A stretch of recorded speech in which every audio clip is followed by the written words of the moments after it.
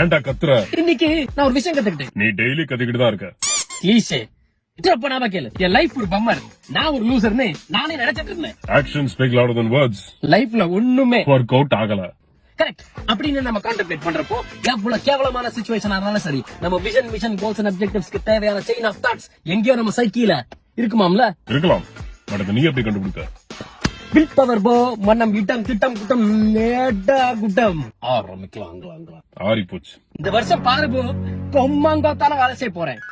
In February 2025.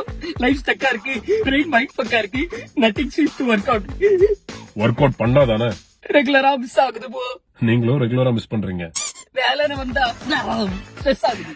As per neuroscience, necessary actions எடுக்காம இருந்தாலே stress ஆகும். ஸ்ட்ரெஸ் ஆகுது, வெட்டியா இருக்கேன், ஸ்ட்ரெஸ் ஆகுது.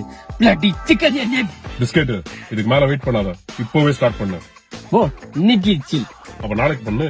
ஆக்சுவலி இந்த வாரம் ஃபுல்லா சில் பண்ண போறேன். The change never happened you until you happened the change.